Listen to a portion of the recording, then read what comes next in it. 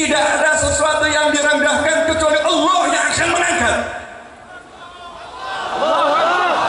Apalagi hambanya Abdus Samad yang bergantung kepada Allahul Ahad, bergantung kepada Allah yang Maha Esa. Ketika diperkusi, ketika diusir, tetap pakaiannya biasa, orangnya sederhana. Janji Rasul Muhammad SAW, man tawadhu'a rafa'ahullah. Siapa merendahkan diri, langsung Allah mengangkat derajatnya. Perhatikan ini kunci. Man tawadhu'a rafa'ahullah. Siapa yang merendahkan diri, Allah yang langsung mengangkatnya. Gak pakai perwakilan-perwakilan, Allah yang langsung turun tangan, Allah yang langsung mengangkatnya. Begitu dipulangkan ke Indonesia, langsung dibawa ke Aceh, disambut Habib Novel sebelum kalian semua. Saya sambut tuh di bandara, kalian kan belum tuh. Saya sambut, saya bilang nih, memang antum harus kesini. Itu Hong Kong, antum yang nggak suka sama Hong Kong, bukan Hong Kongnya. Antumnya nggak suka, kan nggak level gitu loh. Beliau kan lebih tinggi, Muslim mukmin, betul kan ya? Iya. Nah, rupanya di sini banyak kekasih Ustaz, di antaranya aku. Lamanya kita tak bersuah, walaupun sering berkata-kata di media sosial di angkasa, tapi malam ini di Aceh Nangrud Darussalam yang Masya Allah kita dipertemukan dengan penuh cinta. Semoga hubungan ini tidak LGBT akhirnya.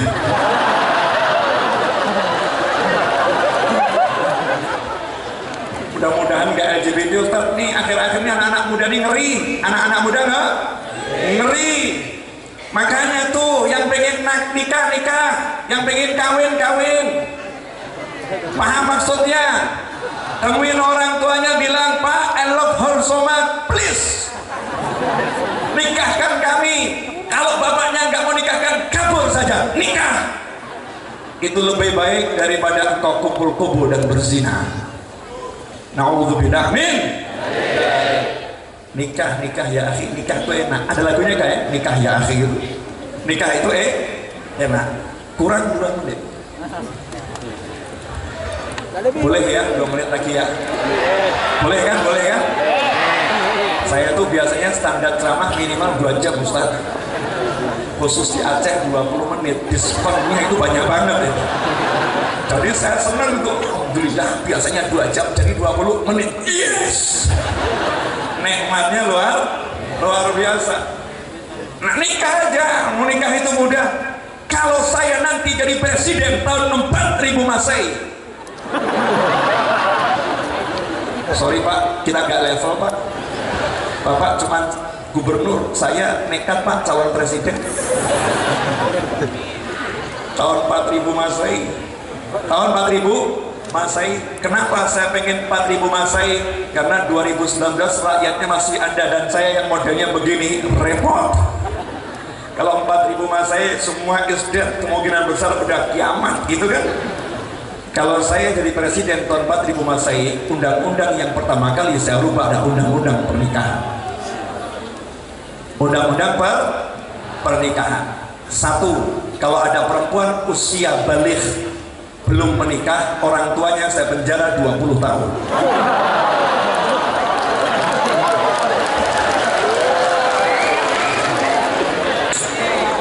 Cocok ya? Kalau ada istri menghalangi suaminya nikah lagi, saya penjara 40 tahun.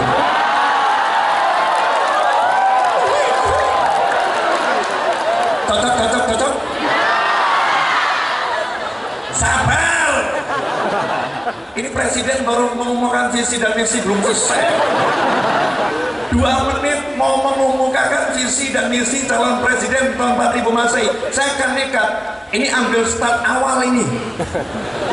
Start awal. Masih kurang 3000 tahun, 2000 tahun sudah start awal. Kenapa? Sebagai presiden, saya bertanggung jawab atas keselamatan rakyat Indonesia. Saya bertanggung jawab 1 nyawa melayang, karena saya neraka tempat saya. Ini yang bicara calon presiden.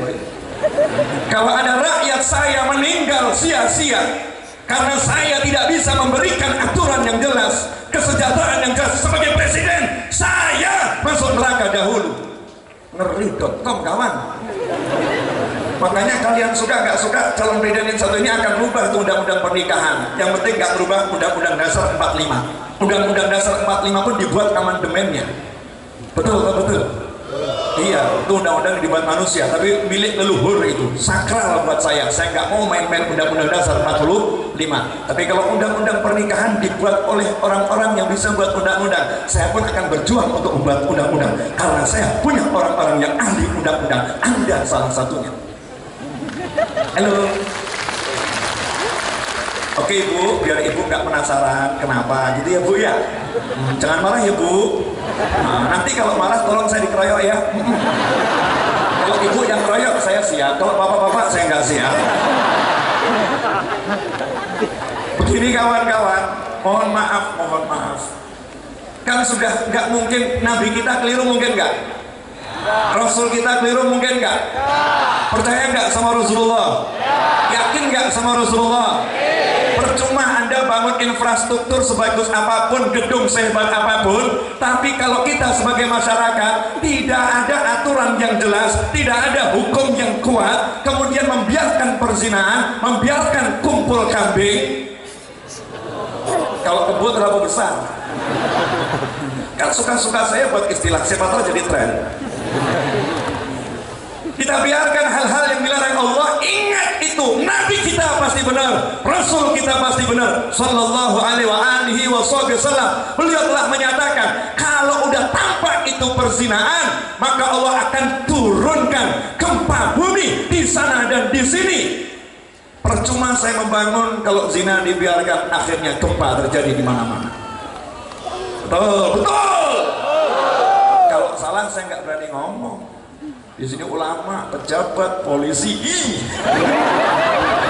takut tahu. Kalau salah nggak berani ngomong. Lisan ini harus dijaga, jangan sampai ngomongnya salah, apalagi didengar orang banyak. Ini bahaya ini. Makanya penyebab terjadinya kumpul-kumpul kenapa? Dipersulit pernikahan. Nikah nunggu umur 17 tahun, nunggu umur sekian tahun. Ini bertentangan dengan ajaran Rasul saya, bertentangan dengan ajaran Nabi saya, berarti bertentangan dengan sila pertama, ketuhanan yang Maha Esa. Karena undang-undang menyatakan setiap warga negara berhak menjalankan ibadah sesuai agama dan kepercayaan masing-masing. Maka saya akan kembalikan, ini ingat ya, ini visi dan misi calon presiden, ingat. Jangan salah, ini isi visi dan misi calon presiden. Saya akan kembalikan Indonesia seperti ajaran leluhur. Apakah itu? Satu, banyak anak, banyak rezeki. Jadi kalau ada istilah 2 anak cukup, saya katakan setuju, tapi 4 istri. 8 kawan-kawan, loh fokusnya bukan masalah istri, anak tadi loh. 8, kan negara sementara mengatur 2 anak cukup. Jangan lawan hukum negara, tapi jangan hilangkan ajaran leluhur. Karena leluhur kita nggak asal bicara. Orang-orang dulu tuh semua dengan zikir, dengan puasa, dengan perenungan. Orang Aceh mau buat rafa'i, ngambilnya pun dari pohon, memahatnya dengan zikir, la ilaha illallah, la ilaha illallah, dengan hitungan hari yang pasti, dengan wirid, dengan puasa, dengan tawajuh. Orang dulu luar biasa. Makanya ketika dipukul, tabu, ayo tabu, serius.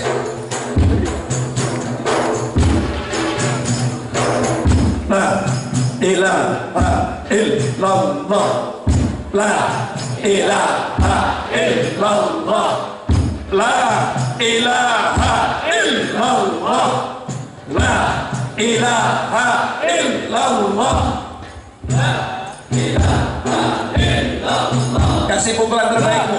Ilaha illallah.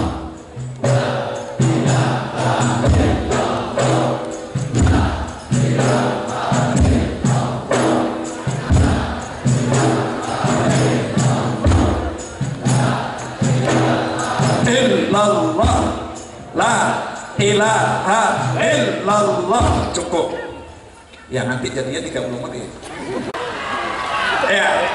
Terus Kenapa?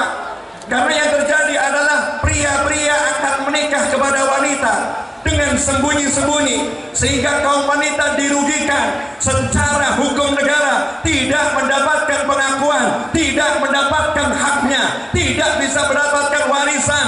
Itu semua karena apa? Karena pria dipersulit menikah lagi. Pasal ketiga, Bu, pasalnya tadi belum selesai. Nah, ini pasal yang paling menguntungkan kaum wanita. Kalau ada pria yang menikah satu atau lebih dari satu, kemudian pria tadi tidak berlaku adil, tidak mengayomi, tidak menjalankan tugasnya kepada suami, tugasnya kepada istri selaku suami, kemudian sang istri melaporkan halnya kepada pengadilan agama dan perkaranya dimenangkan oleh pengadilan agama, maka pria tersebut saya jatuhi hukuman kaki dipukul sampai semper dan penjara 70 tahun. Silahkan mikir kalau mau nikah lagi. Betul Bu? Jadi ibu cocok dengan saya? Awalnya nggak cocok, akhirnya cocok pula. Makanya ikuti pertandingan sampai akhir. Terakhir. Saya terima kasih. Ya, saya terima kasih. Sudah dibawa ke sini. Ya, sudah dibawa ke sini. Akhirnya saya bisa bertemu dengan Ustadz Abdul Somad.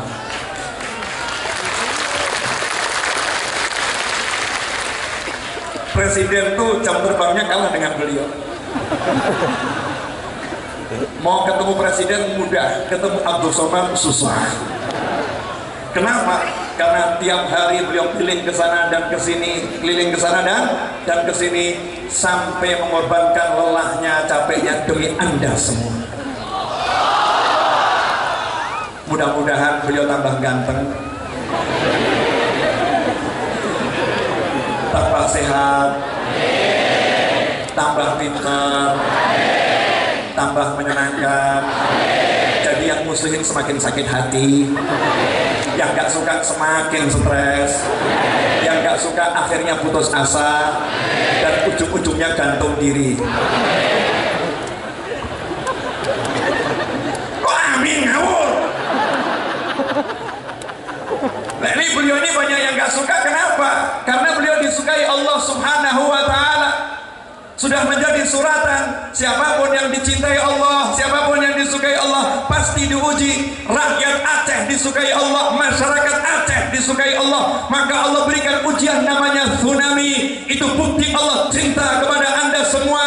Lantas saya ingin nanya, kalau Allah udah bilang I love you, apa balasan Anda? I love you too ya Rabb, aku juga cinta kepadamu ya Allah. Karena itu ya Allah, aku akan laksanakan sholat 5 waktu, aku akan bekti kepada ibu bapakku, aku akan cium tangan orang tuaku, aku akan cium kening ibu bapakku, aku akan sayangi anak-anakku, aku akan. Yang satu ini mau ngomong berhenti dulu.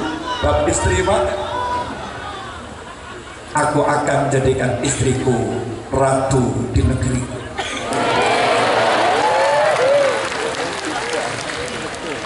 Itu baru namanya cinta sama Allah. Dicintai Allah kok nggak balas. Allah udah menunjukkan cintanya loh, bukan murkanya. Kenapa saya katakan bukan murka? Karena saya tahu Aceh ini tempatnya orang-orang baik. Kalau nggak baik, anak cucu Nabi nggak dikirim ke sini. Di sini banyak anak cucu Nabi, banyak aulia, ini tempatnya orang-orang baik. Makanya Allah kasih tsunami karena Allah cinta. Karena Allah cinta. Sekarang tunjukkan cintamu kepada Allah. Hari ini saya melihat cinta kalian kepada Allah dengan kalian mencintai salah satu hamba Allah yang namanya Abdul Somad. Nah, udah gitu aja. Pak Gubernur minta maaf, udah mencatat nama Anda untuk indahnya ceramah. Ustadz Abdul Somad mohon maaf, udah jelek-jelekin Ustadz karena memang jelek.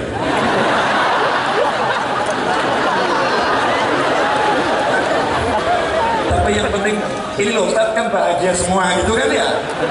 Kadang untuk membahagiakan orang harus ada orang yang kita jatuhkan.